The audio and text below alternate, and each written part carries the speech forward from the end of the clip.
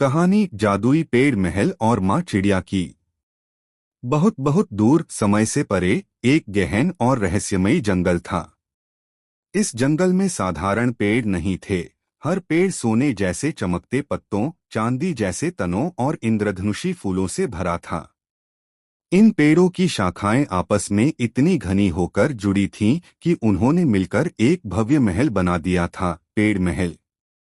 इस पेड़ महल में कोई इंसान नहीं रहता था, बल्कि एक सुंदर बुद्धिमान चिड़िया अपनी 3 नन्ही चिड़ियों के साथ रहती थी। वह चिड़िया साधारण नहीं थी, उसकी आंखें तारों की तरह चमकती थीं और उसके पंखों से हर बार उड़ान भरते समय हल्की रोशनी निकलती थी। चिड़िया ने इस महल को अपने बच्चों के लिए जादू से बुना था। हर शाखा एक पलने जैसी थी, हर पत्ता एक गीत गाता था और महल के भीतर एक झरना बहता था जो मीठे दूध जैसा पानी देता था।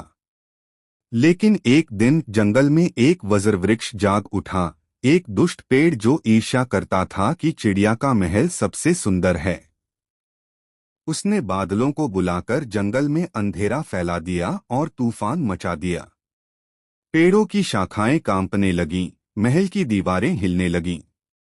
नन्ही चिड़िया डर गईं। लेकिन माँ चिड़िया डरी नहीं। वह उड़कर सबसे ऊंची चोटी पर गई और अपने पंख फैलाकर गाने लगी एक जादुई माँ की लोरी, जो केवल सच्चे प्रेम और बलिदान से निकलती थी। उस लोरी की शक्ति इतनी अद्भुत थी कि बादल फट गए, अंधकार भाग गया और वज्रवृक्ष जड़ से सूख गया। पेड़ महल फिर से हरा भरा हो गया। नन्हे चिड़ों की आंखों में चमक थी और उनकी माँ के पंखों में फिर से वह रोशनी लौट आई थी।